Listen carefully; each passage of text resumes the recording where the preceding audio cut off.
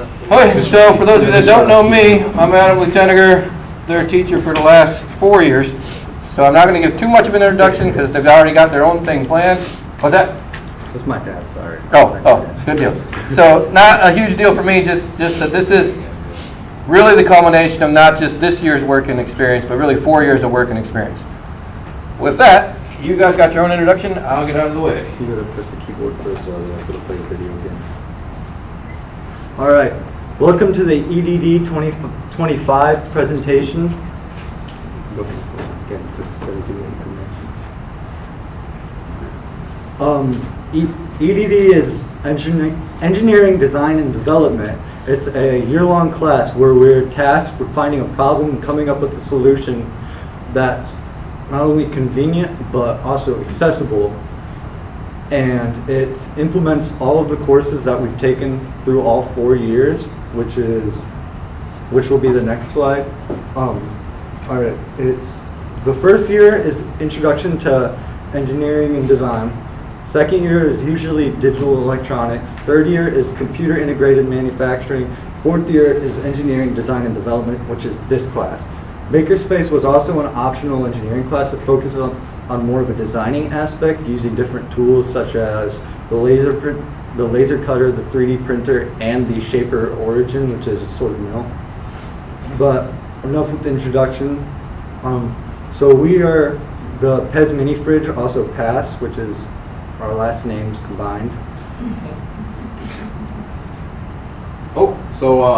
As a group, we all got together and came up with a couple problems that pretty much everybody faces. I know unseasoned chicken is a massive problem.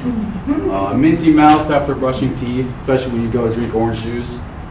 Mini fridge problems, car rust, changing your car oil, knee pain, hot food for lunch breaks, shoe organizing, scheduling, hanging up your clothes, losing your sunglasses, and then beehives being hard and scary to remove. And then after brainstorming, we had to decide which problem to focus on for the entire year. So the problem we chose was, we decided to focus on a problem of storing cooled beverages in an efficient way. And then we attempted to solve this problem with everyday refrigerators. Solve common troubles with everyday refrigerators in mini fridges.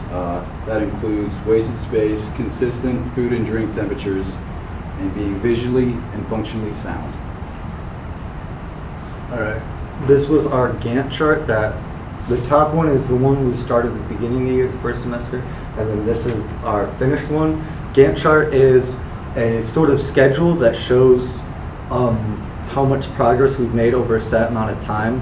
That way it's also easier to landmark each spot when we make more progress and move into a different, section for us to work on.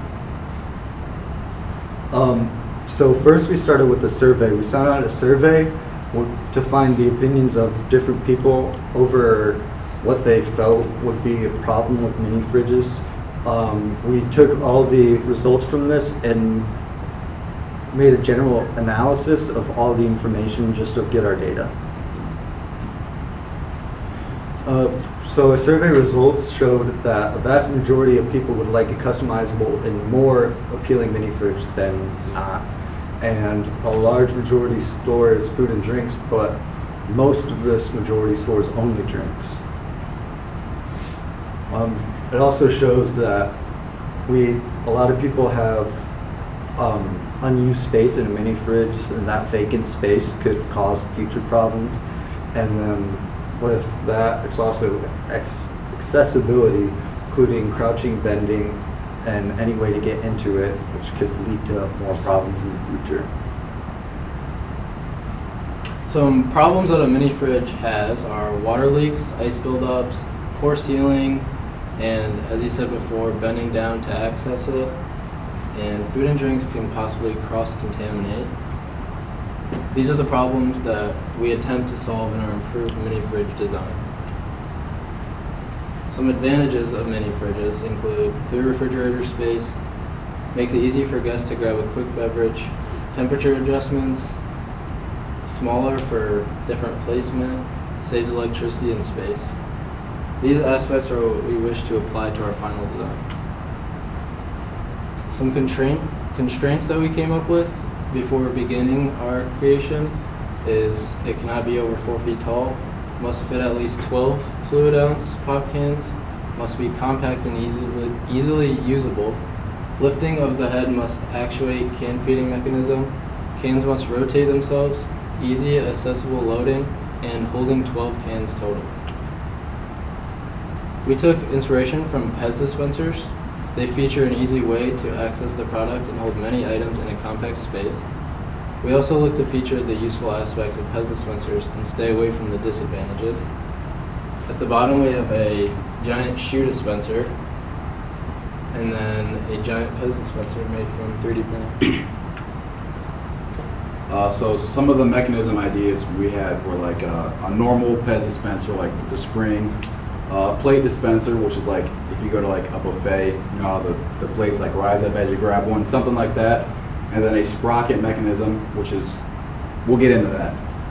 Then this was our first drawing or our first like concept ever of the entire project. So the first one is the spring mechanism, which is right there. We found it hard because the springs would have to be perfectly fit inside of the box, and it'd have to be to compress and extend while supporting the drinks on it, which is pretty challenging to make. Yeah. This is our plate dispenser idea. We found plate dispensers to be a great design inspiration as it fits most of our requirements. This would use trampoline or extension springs and be adjustable to the weight of the cans. There's a traditional plate dispenser here, and those are some sketches of the design that we could use. The sprocket mechanism, as Alex mentioned, we switched our mindset from a spring mechanism to more of a sprocket-based system. It uses a belt to feed the drink through using a simple input. The design doesn't need to accommodate the problems of the springs, such as like rusting, it bending and causing the whole thing to be off-centered. And it would also utilize the headpiece to actuate the mechanism on the opening and closing actions. The final mechanism we picked though was a sprocket and conveyor mechanism. With further analyzing, we decided that opening the head would only push the can out. Then as the head closes, the belt shifts the can into position. It would use a handle to spin the conveyor and bring the can into position. Developing the cooling system for the prototype was very straightforward. We planned to reverse engineer a Frigidaire mini fridge to learn how it works and integrate it into our design, but this was based off of time, depending on how much time we would have to reverse engineer, find the components to actually make the cooling system, and then find a way to put it into our design. Our plans for the next semester was we planned on developing a prototype as the project progresses, consist of designing and manufacturing the body, the can feeding mechanism, the headpiece, and possibly adding cooling. That was a rough sketch of the body along with the feeding mechanism. If you can see, it's conveyor based. On to the second semester. We began making can holders from a 3D printer that we designed, and we eventually created 12 of these. This was before we took off the support material, and there's one holding a can. This is our finished conveyor belt. We printed enough segments to create the conveyor belt that were then attached by small dowels. The can holders were also added in between the segments. There's the finished conveyor belt.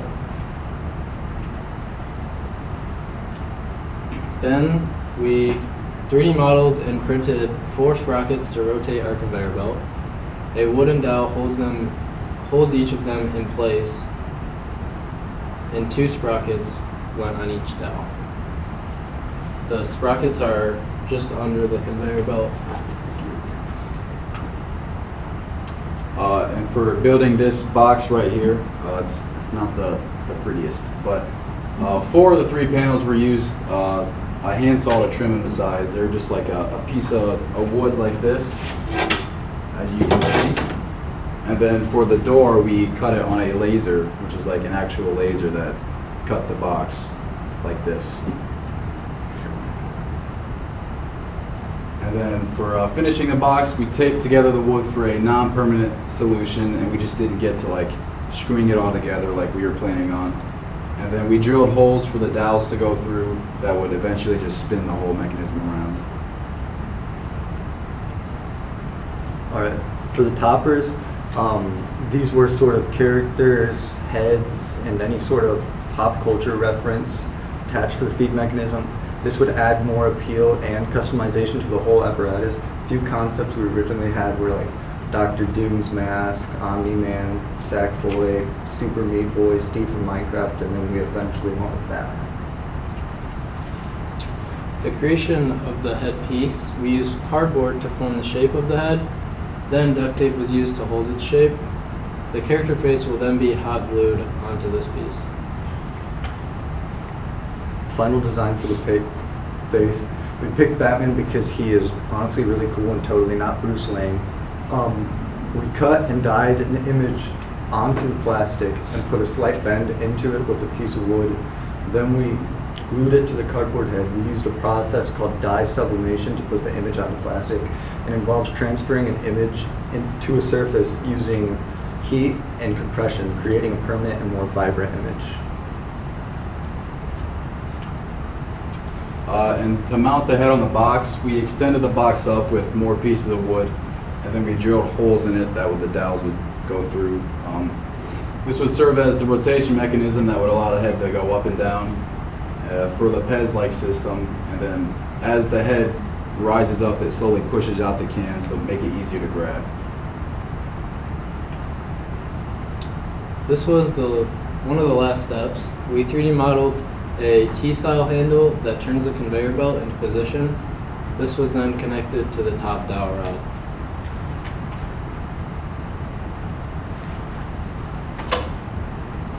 Yeah, no.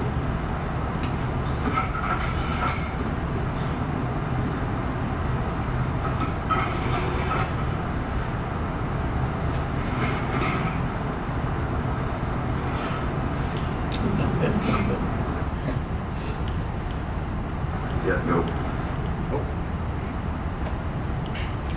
Now lastly, the changes we would make. With time constraints, there was aspects we could not feature in our final design. These included cooling system, screws reinforcing the box, motorized conveyor belt, interchangeable heads, and door hinges. Conclusion was, working on this project allowed us to experience a more independent and minimal teacher involvement type of project. It also allowed us to apply knowledge from past engineering classes to discover and develop a solution.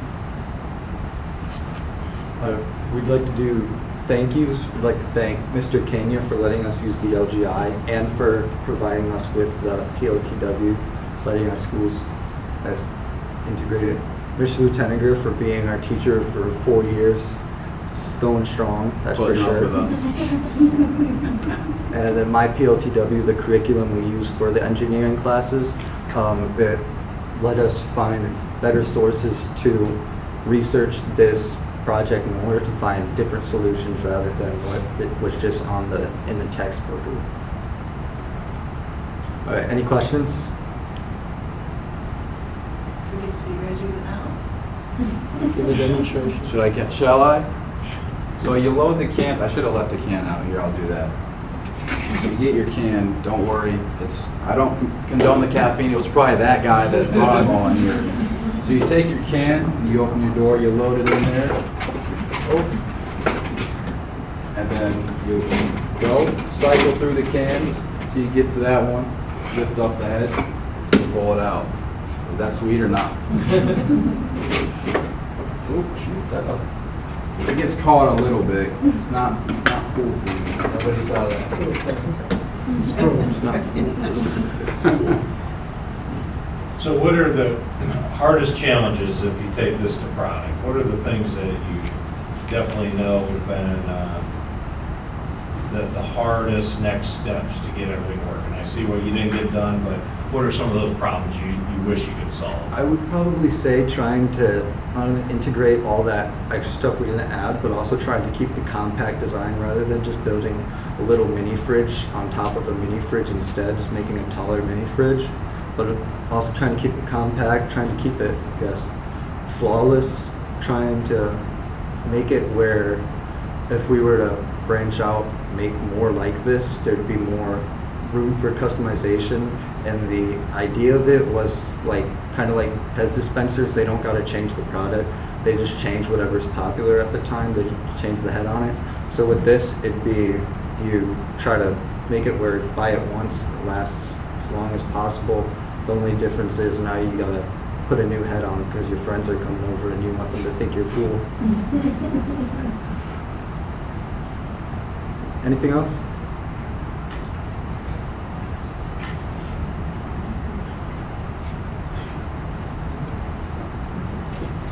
Good job, guys.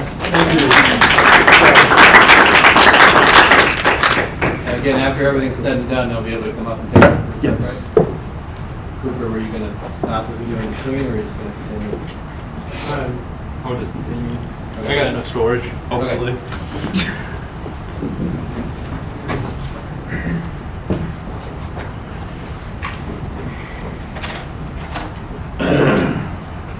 Oh, yours, guys.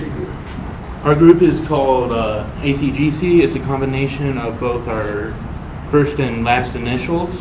It's also a play on AC/DC, the band. I'm Andrew. We decided to brainstorm as a group as a group of 5, including this other group,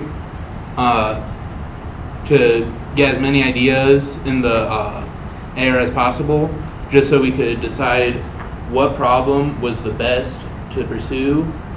And we ended up splitting off into 2 groups, me and Andrew and them. We decided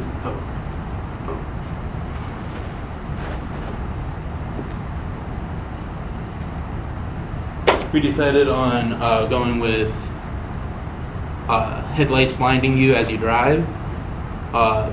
We had over 20 problems we tried to decide on. We eventually narrowed it down to 5, and then within those 5 were the Pez fridge and the LEDs blinding you as you drive.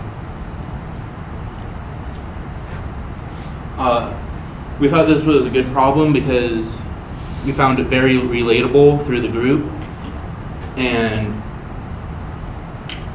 it's a major concern for drivers because if you can't see, you can't avoid obstacles in the road, such as squirrels, deer, and other stuff. And there's so many different types of headlights, so we had to consider all of those.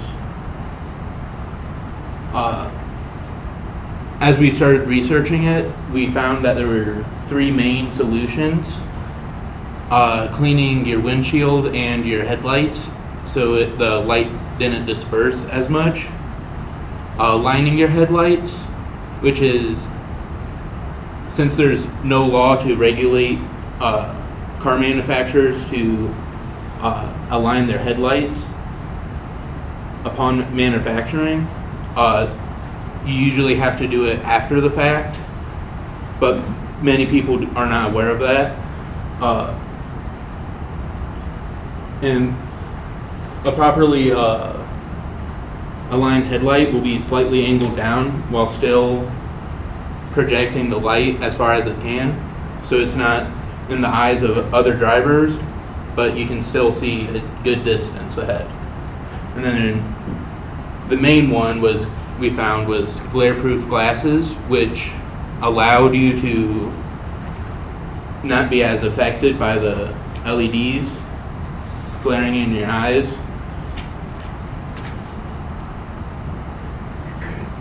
So our new problem, like Cooper had stated, was getting blinded. And so we decided to make some glasses with them. And we were thinking about how we were going to build them properly. And so we wanted them to be attachable so you could have your normal glasses and also your yellow lens or whatever else you needed. And so we were going to use the iron filings so we can combine them to make them magnetic, and so they would just be able to stick together.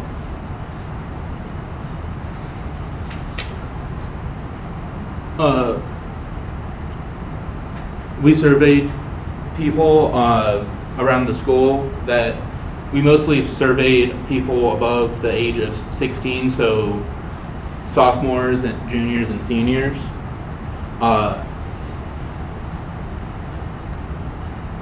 When we were surveying people, we made a mistake in the survey itself. We had the first question loop back to itself, so our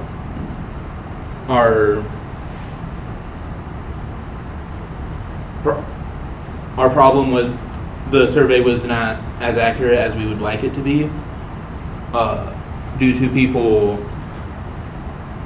either not taking it or taking it when it was not running correctly. The first surveys showed that most people do not use anti-glare glasses, and with our research, we kind of thought that was because people were not aware of anti-glare glasses. And then to make a year-long project this long, you need some way of organizing how you're gonna like do stuff, when and where. So a Gantt chart is like a living document. It's not gonna be the same, and it's always gonna change. So this is kind of how we plotted it out at the beginning of the year.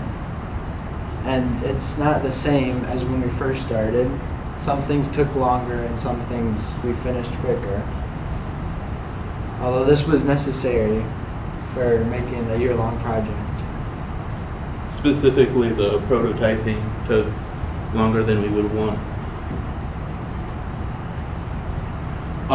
There are many benefits to having different colored tints for your glasses. Green tints are good for reflecting away the UV rays, so it's better for middle of the day and not much more. The yellow tints, as previously mentioned, are meant for like anti-glare, and they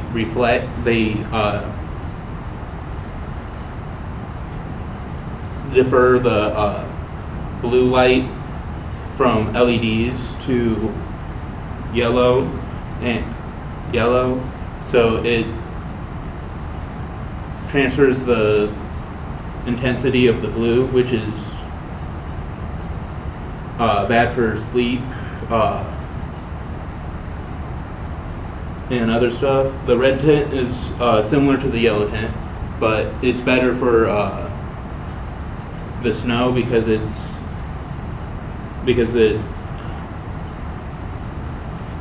also reflects the blue light. And then there's standard black tint.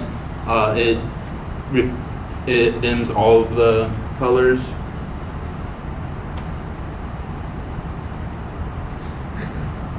So our decision matrix, this is what we use to narrow down our ideas and choose which version of our sunglasses. So the way decision matrix works is we picked a specific column, so for visibility, and then for a specific one, and then we were able to like say how many points we thought it was worth. 5 being good and 1 being bad. Mm-hmm. And then our key is just with normal pair of glasses. So we wanted them to be, on average, like better than normal pair of glasses. When we were designing the initial prototype, we had some problem with how big to make the nose area, because it's you have to consider the angle, the size, and the difference between one person to another. We initially made it in Fusion 360. Those were our first two CAD models. We eventually went to 3D printing it. We had problems printing it, so it took us, I believe, 2 weeks to do it and get some good initial models. Because with the nature of glasses, they have thin frames, and we didn't want to make the frames too big, so it had low surface area on the build plate, so it would slide around and do something like that. And our first prototypes really relied on the thought that we were going to eventually mold them, and making the dimensions right was difficult, as previously mentioned. So we decided to try to mold our lens because we thought it would be easier, so we can add more of the iron filings and less. And it would be easier to mass produce the product because they would just need to inject mold it, which I mean by that is they just need to try to put the part. They inject plastic into a metal mold to create the object. The problems with molding were that the parts were too thin to get a proper mold of. As you'll see on those molds, the thinner parts were the silicone would stay up on top of it because as it hardened, it would shrink a bit. So the mold would be bigger than what we would want. And having the hollow middle of the glasses was difficult to deal with because we pretty much only were able to make 2-part molds. And the silicone took a day to harden. We eventually decided to turn away from molding. We spent nearly half the year trying to get a successful mold, but ended up not getting one.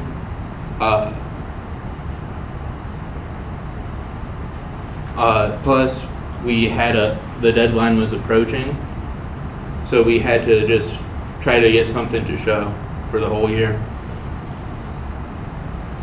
So we made our lens from acrylic, which we decided to use acrylic rather than glass because we didn't really know how to use glass right, and we didn't want it to break. And we used the acrylic, and then we used a Dremel to form the acrylic into the right shape.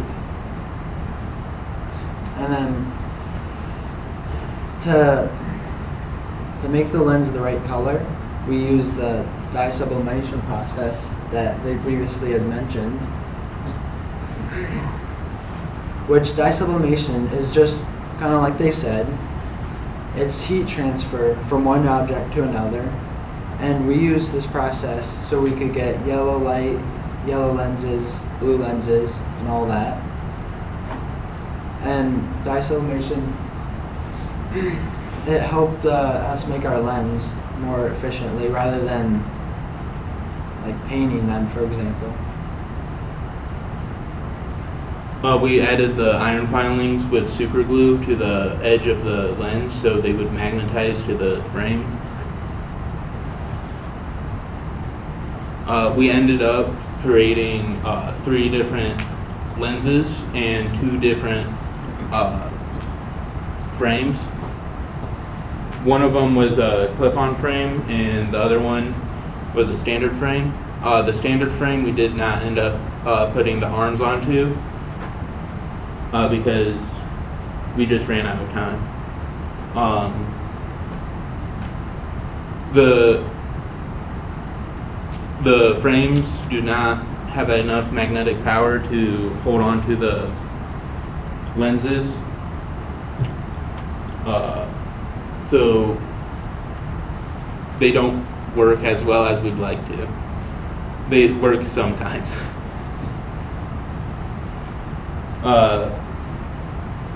There's a lot we would like to make better about these. As we were disublimating them, it made it the lens foggy, so we would like to fix that. And we would also like to make it so the magnets and the iron filings work better and have a smoother finish than what we have. And we would also like to add more lenses and frames and make them look better.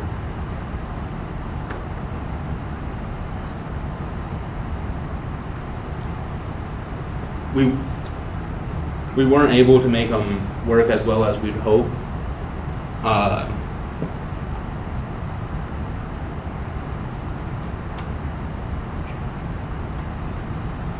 We'd like to thank Mr. Lieutenant for supporting us through this year. Mr. Kania for letting us use the OGI, and anyone else who's helped us. Any questions? Okay, Sean?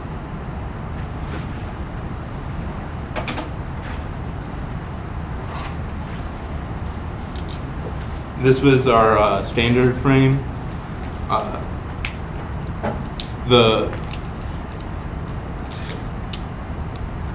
The connection isn't completely smooth, so I think if we were able to get it smoother, it would connect better. And potentially add more magnets, because right now it doesn't hold at all. All right. What do you have there? And this is just like the molding we were telling you about. This is how we thought we were able to put the lens in there.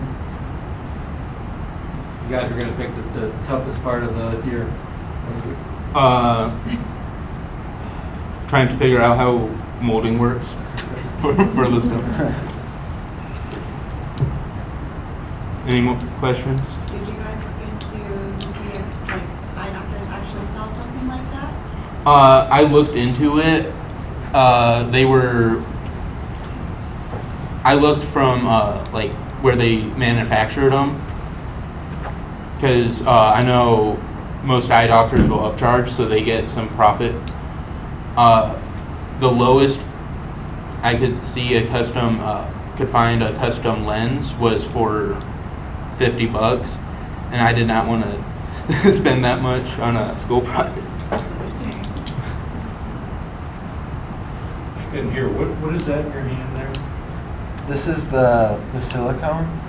It's a silicone mold. Oh, I got you. The mold you're going to use. Yeah. How did you make your mold? We had a 2-part like solution, and so it was a 2-part silicone. So if it was separate, it wouldn't solidify.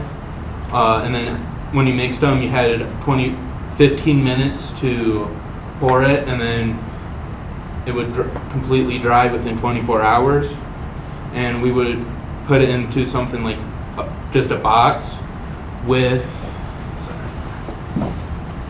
the 3D printed version in it, and we would glue it down or tape it down or secure it somehow so it wouldn't move, and then it would solidify around it, creating the mold. And then you would pour something like resin or melt plastic into it. And that's how we were able to get all like the crevices and stuff. Again, the big reason you guys went away from that ultimately was what? The parts being too thin to properly get a good mold with.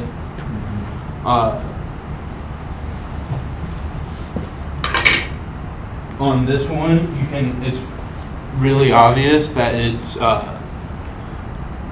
that it was creeping up the edges, or more accurately, staying on the edge as it solidified and then shrank. So you would have a really big jump from the bottom to the top. So we weren't able to get that second mold proper, because it would also get the part we didn't want. Were you able to test to see if the yellow lens actually did what you wanted it to do, even though it didn't stick to the glasses? Yes, I actually have some in my car right now. I forgot to grab them. They work. So you see a good reduction in the glare. Yeah. It's not like 100% solution. If you, I know some countries and some states are trying to make laws against LEDs. Not against, but like regulate LEDs. I know South Korea is trying to make a law about it. I'm not sure where else off the top of my head.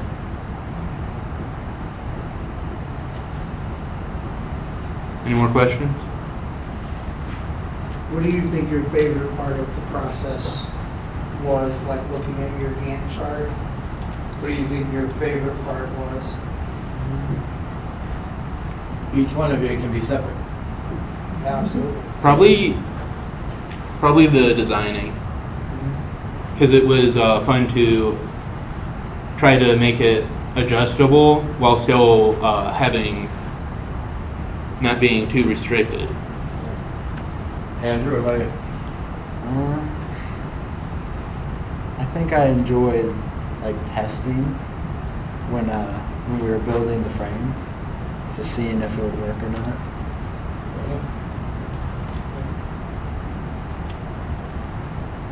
Thank you for coming tonight. Our group has their stuff over here.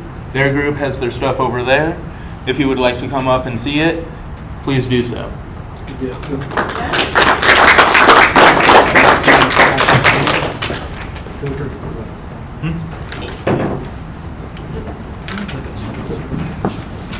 Awesome.